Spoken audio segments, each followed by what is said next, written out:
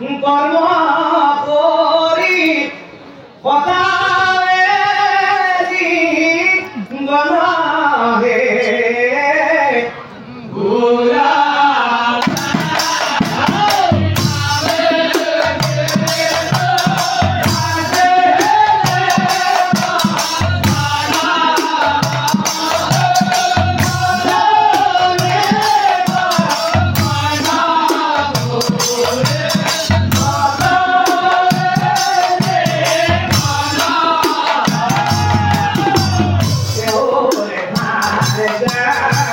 দময়ন্তী অতি গুণা মতি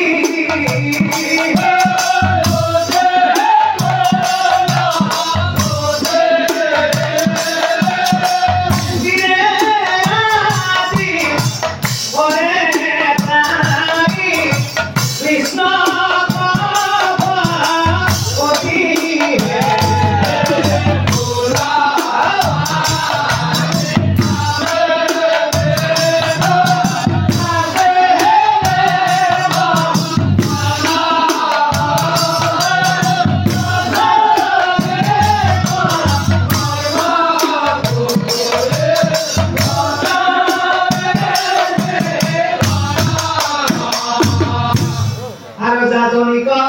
কর্ম করি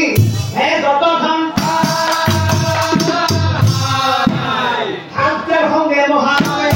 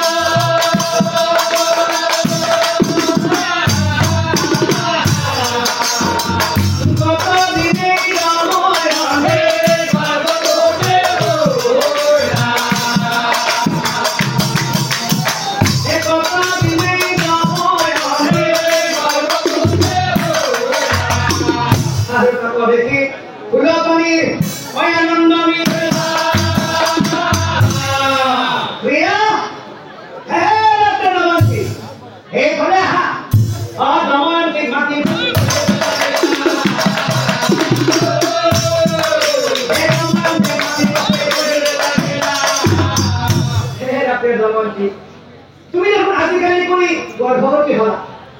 তুমি গর্ভবতী হলা মানে আমি দুই সন্তান পিতৃমাতৃ হম ভগবানমন্ত্রী তুমি আসেন শুনা তুমি দেখোন সদায় সদায় কোন গতিকে ভগৱানক আৰাধনা কৰি থাকা আৰু মই মানে ঘৰে ঘৰে ভগৱানৰ পূজাকে কৰি থাকো গতিকে আমি দুয়ো একান্ত মনে প্ৰভু নাৰায়ণক আৰাধনা কৰো যদি তোমাৰ ঘৰত আহিবলগীয়া সংক্ৰান্তি পুত্ৰ সন্তান ৰূপে জন্ম লয় প্ৰিয়া আহা আমি দুয়ো একান্ত মনে প্ৰভু নাৰায়ণক আৰাধনা কৰো হে প্ৰভু নাৰায়ণ ধৰিছো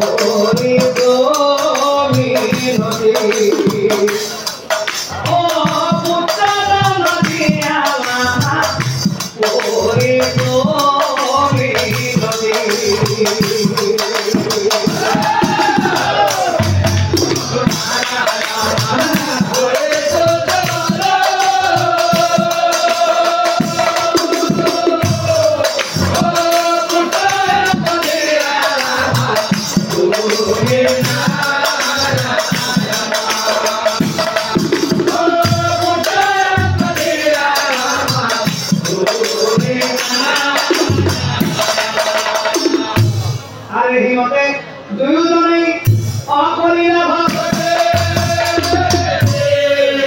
হে পুত্র আপনি হে পুত্র আপনি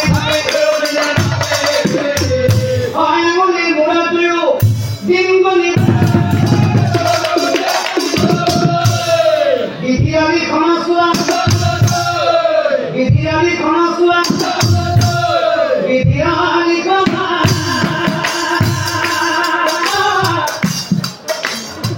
না যাই ক্ষমা ও পুরে নমস্িব পারে কপাল লিখনা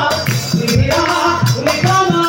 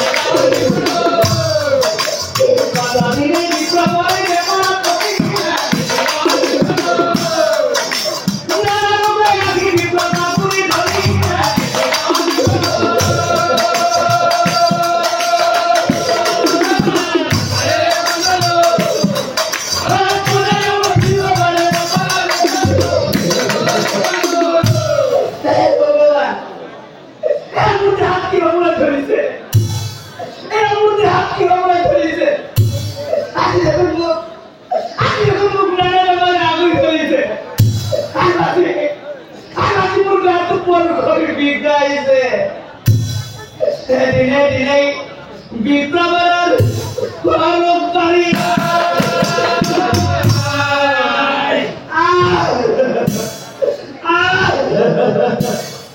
তো কেকাই কেকাই করি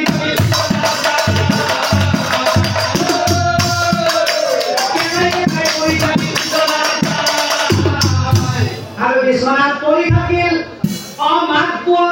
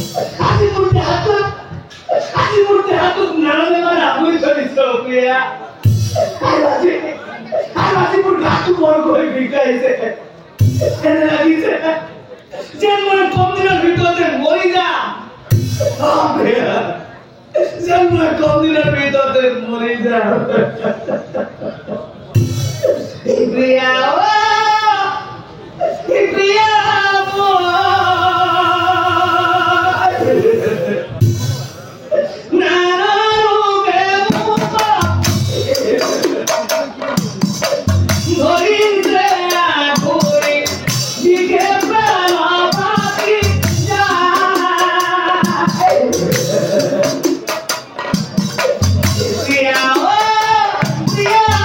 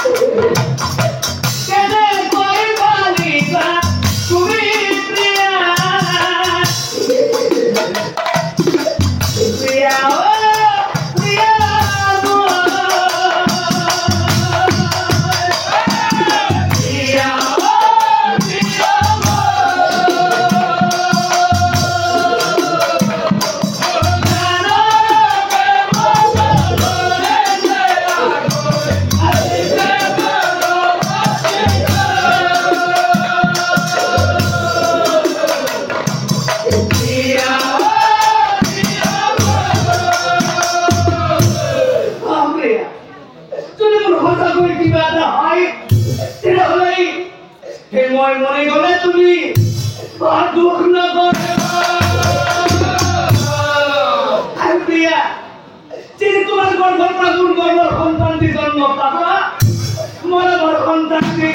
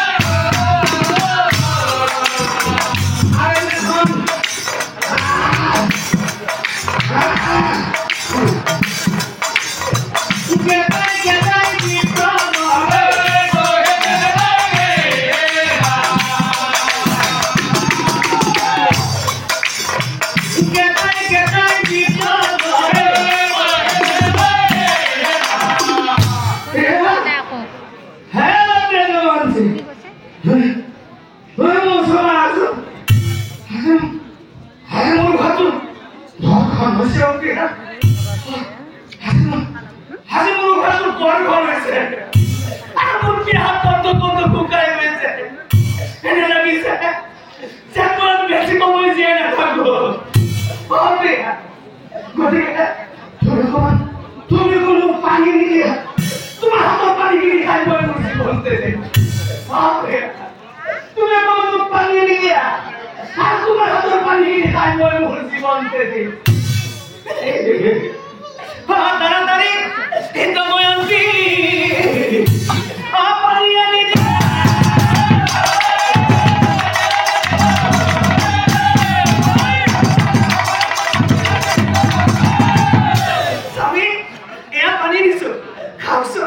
আপনি মুখখন মেরে দিয়ক মই আপোনাৰ মুখতে পানী গিৰি ঢালি দিম সৰি মোৰ মুখতে ঢালি দিয়ক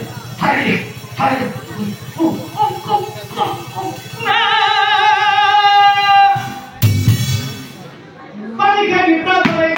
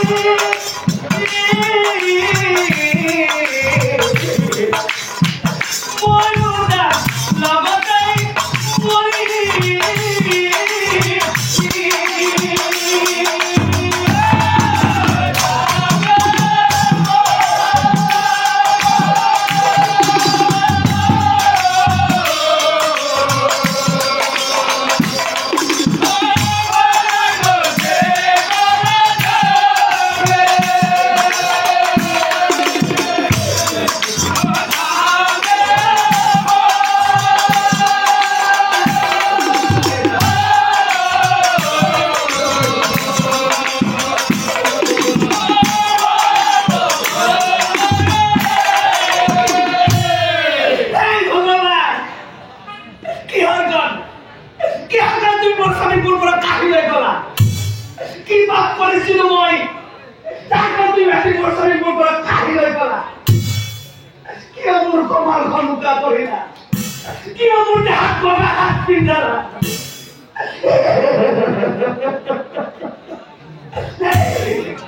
মোর স্বামী যেহেতু মরে গেল মোরে যে স্বামীর মধ্যে মরে যাই ভাল কিন্তু মোরে পেটা কথা সন্তানদের কি পাপ মোরে পেটা থকা সন্তানদের কি পাপ মই জীয়াই থাকিব লাগিব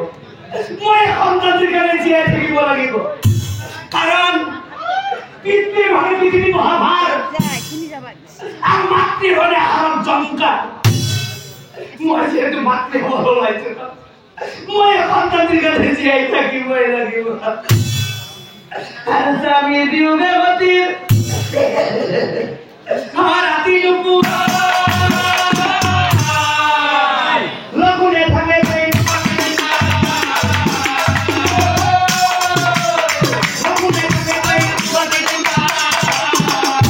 আর যখন দফা দিন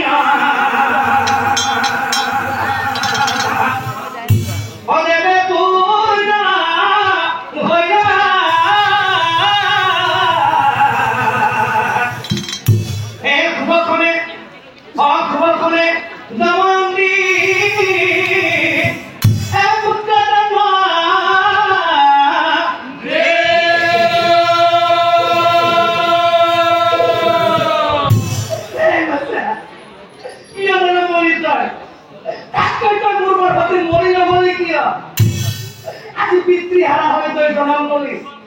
আর যেতে তুই লাহে লাহে তুই ডাঙর হবি এটা তো তোর পিতার কথা বুঝিবি এটা মোর দুঃখী বলি কম এটা মোর দুঃখী বলি কান্দি পুত্র কবি করে তুই পুত্রের মুখ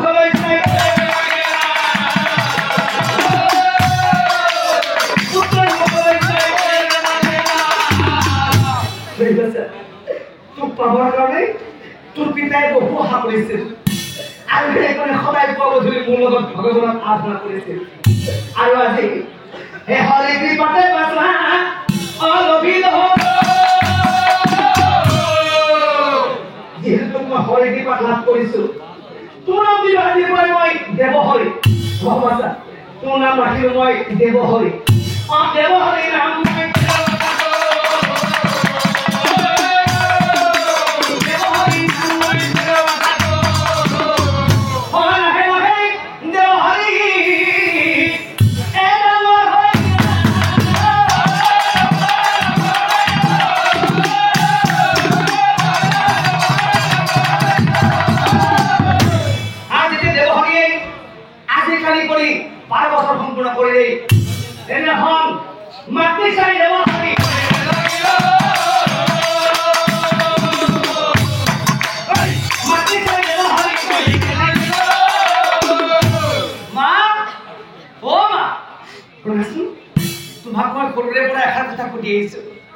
তুমি কিন্তু হেরা কথা আজিলৈকে আমার উত্তর নিদিলা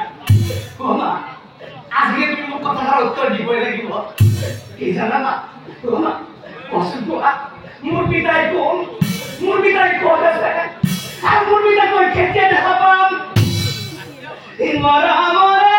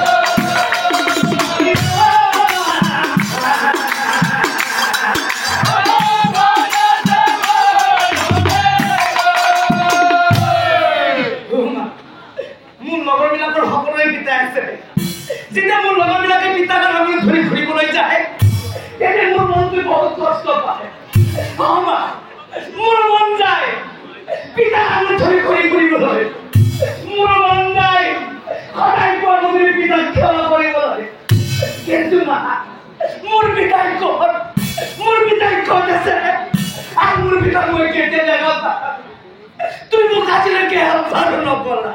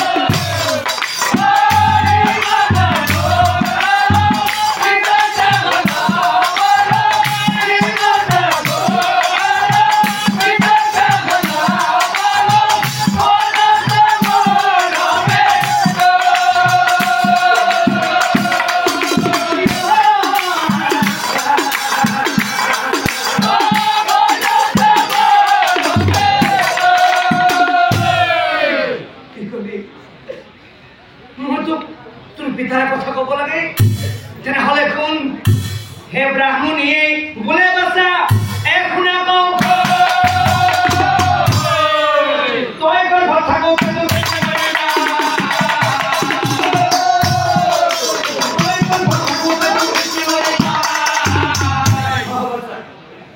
ইমানিত সৰু হয়েছিল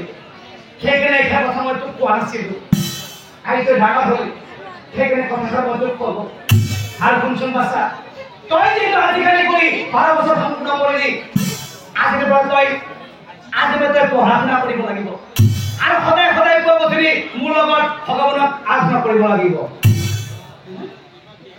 কথা শুনি দেৱ হৰি মহাত মনে মনে দেৱ হৰি মনে মনে দেৱ হৰি দেৱ হৰিয়ে মনে মনে ভাবে কি ভাবে মই জন্ম নাপাওঁতেই মোৰ পিতা মৰি গ'ল তাৰমানে মই মাৰ গৰ্ভত থাকোঁতেই মোৰ পিতাৰ পৰা ভগৱানে কাঢ়ি লৈ গ'ল আৰু মায়ে কৈছে সেই ভগৱানকে সদায় কৈ গধূলি আৰাধনা কৰিবলৈ নাই মই কোনো ভগৱান সন্মত নাই তুই ভগৱানে আছে তেনে সেই ভগৱানে মই জন্ম নাপাওঁতে মোৰ পিতাক কিয় কাঢ়ি লৈ গ'ল আৰু সেইদিনাৰ পৰাই হে পঢ়া-শুনা নকৰে কি নকৰে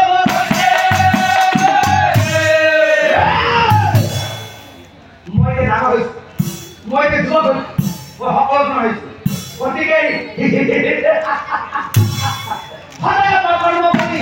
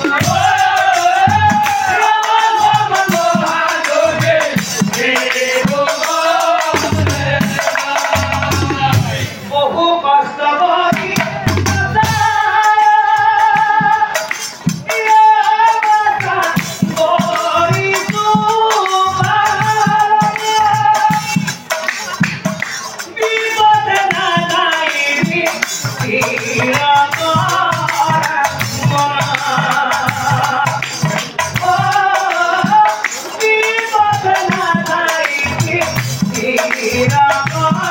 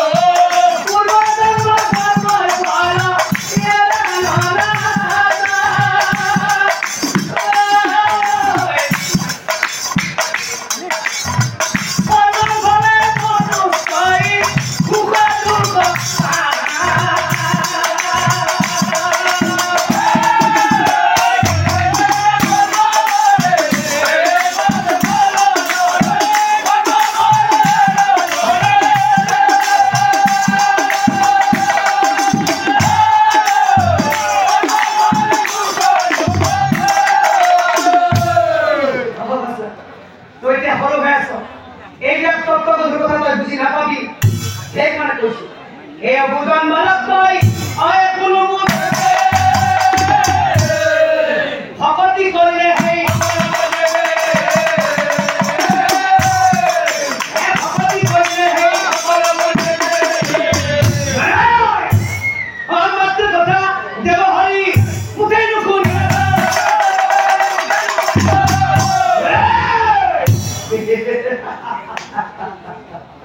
মই যে ডাঙৰ হৈছো মই যে যুৱক হৈছো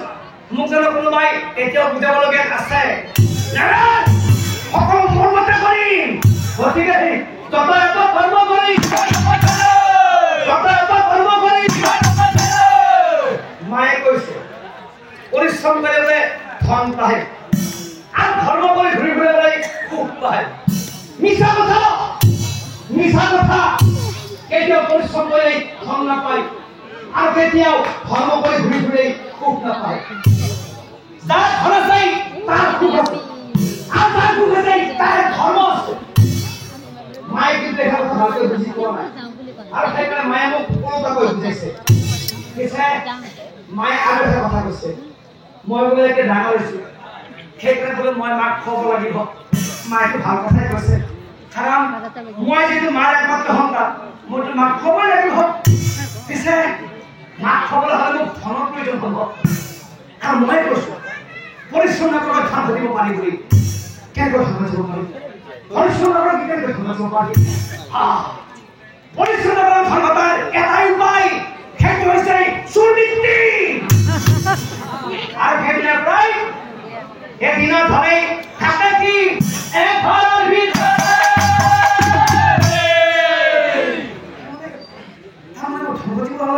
চুৰ কৰিব লাগিব পাৰি সহজ কথা চুৰ কৰা কিবা তাৰ কথা নাই আৰু চুৰ কৰিলেই হ'ল পিছে কাৰ ঘৰত চুৰ কৰিম ঘৰত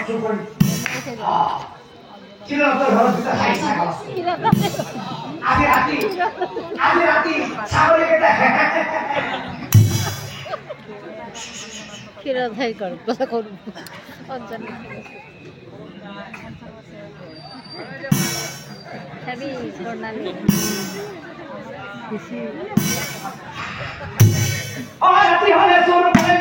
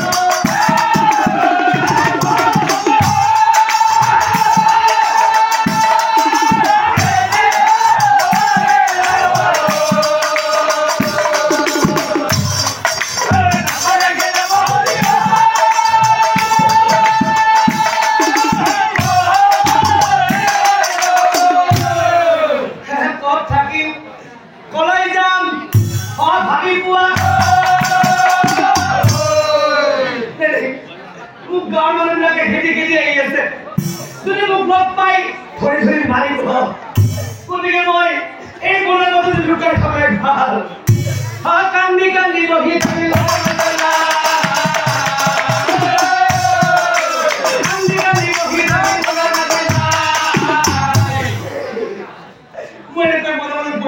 নোৱাৰো যদি মই একবাৰ বনামানত পঢ়ি থাকো তেতিয়াহ'লে এই বনামানত থকা হিংসা পানীবিলাক আহি মোক খাই পেলাব আৰু মই ঘৰত ঘূৰি যাব নোৱাৰো ঘৰত ঘূৰিবলৈ মানুহবিলাকে মোক ধৰি ধৰি মাৰিব পিছে মই পলাই যাওঁ এতিয়া মই ক'ত থাকিম মোৰ যে এতিয়া ঠিকনাই নাই ঠিকনা বিহীন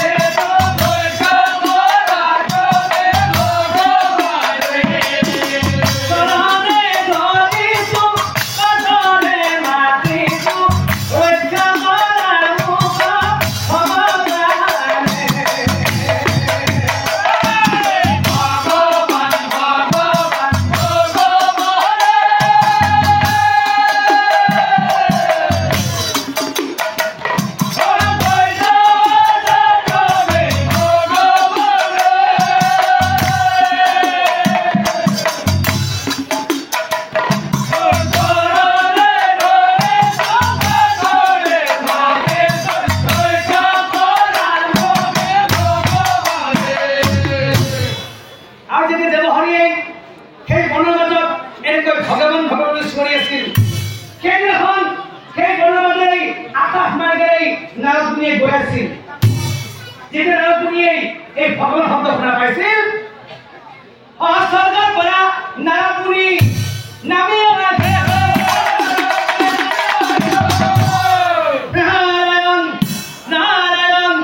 নাৰায়ণ দেৱহৰি ৰবে যায়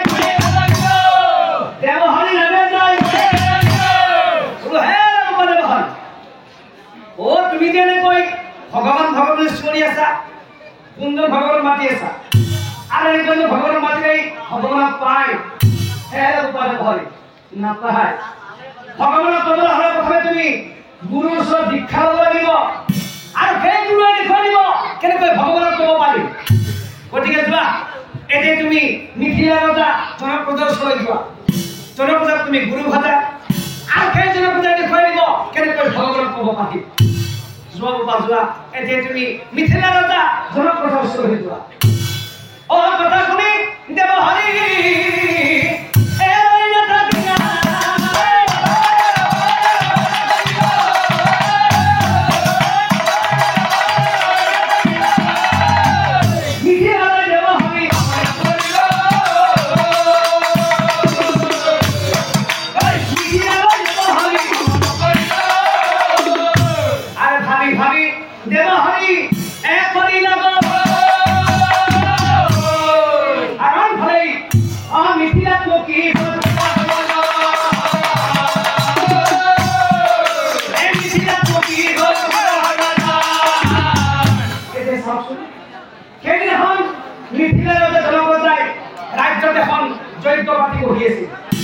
যজ্ঞৰ কুণ্ডত ঘিউ ঢালি আছিল যেতিয়া দপদপকৈ যজ্ঞৰ কুণ্ডত জুই জ্বলি উঠিছিল সেই জুইত জনপ্ৰজাই নিজৰ হাতখন ভৰাই দিছিল আৰু হাতখনেৰে এজন সুন্দৰ যুৱতীক ঘৰত থৈ বহি আছিল আৰু ঠিক সেই সময়তে এনেদৰে দেৱহৰি উপস্থিত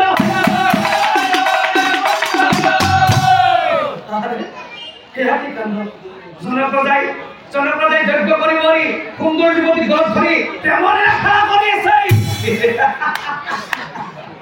জনপ্ৰজাক চাই বচাই জনপ্ৰজাক চাই বচাই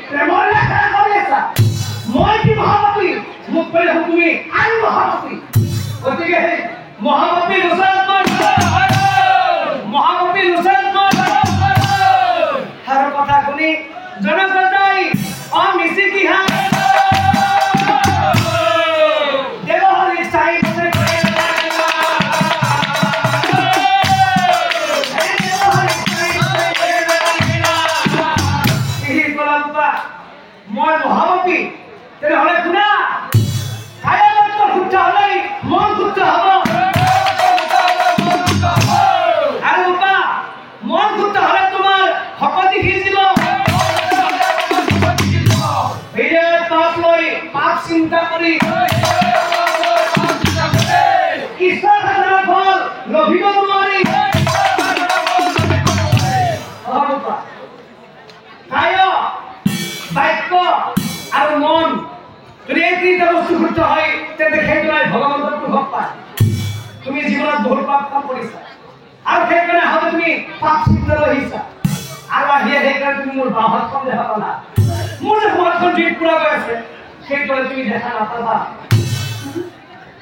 কান্দৰে কি দেৱ হৰি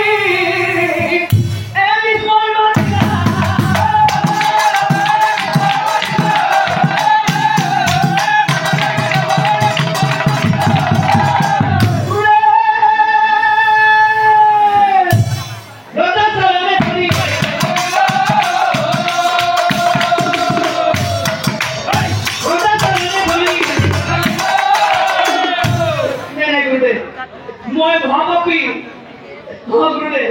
আৰু সেইকাৰণে আহিয়ে মই তোমাৰ বাহঁতখন দেখা পালো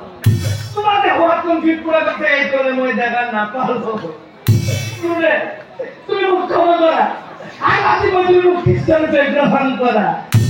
হে নাৰায়ণ উপদেশে নাৰায়ণ লঘুনে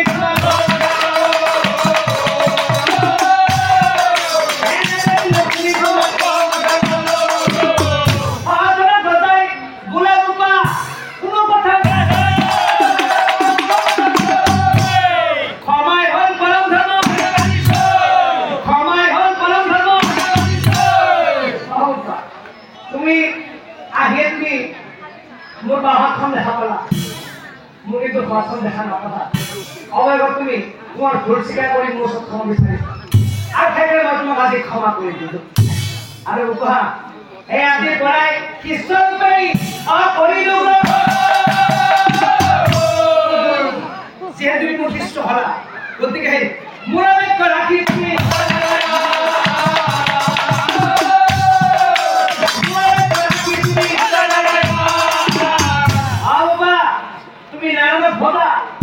ইমানে তুমি ভগৱান কোন চিনি পোৱা নাছিলা নহয় ভগৱান সেই জগতপতি প্ৰভু নাৰায়ণ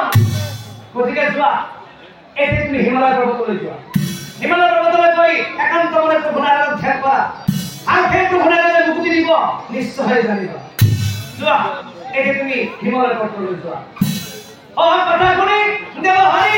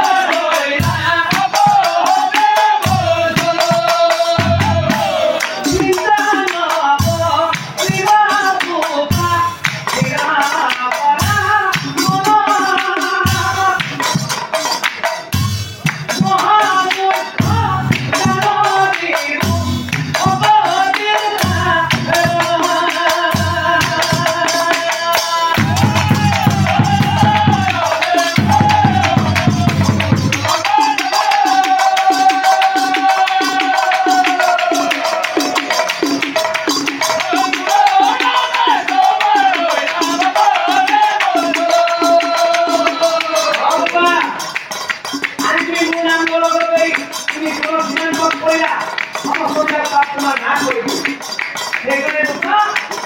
এই অহা জন্মত তুমি ৰূপা অমৃত হৈ যা কিবা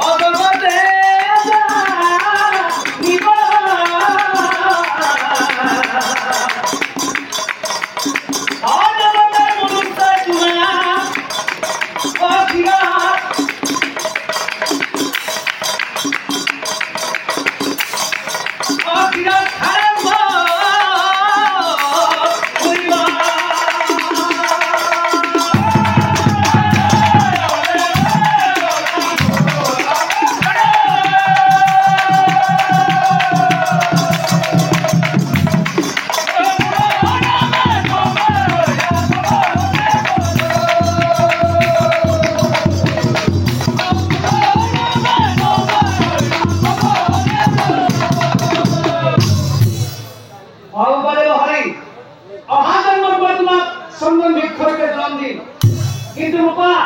তোমার ভগবতী বলা নহয় তোমার পিতৃমাতৃ ভগবতী বলা কারণ তুমি যেতে মাতৃকে হঠাছিলা তোমার পিতৃমাতৃ দিনে লিখাই আগ্রহ করেছে আর সেই পিতৃমাতৃ ভগবতী বলা তোমাক অহা জন্মত সম্মান বৃক্ষরূপে জন্ম দিই আর পরে হয় তুমি জীবনত বহুত পাপ কাম কৰিলা সমস্ত বিলাক পাপ অবয়ব তুমি মোৰ নাম লৈ নাশ কৰিলা গতিকে ৰূপা তোমাৰ নাম দিন দেব হৰি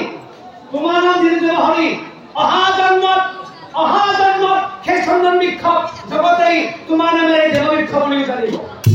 অহা জন্মত সেই চন্দন বৃক্ষ জগতেই তোমাৰ নামেৰে দেৱ বৃক্ষ বুলি জানিব আৰু এই বুলি নামে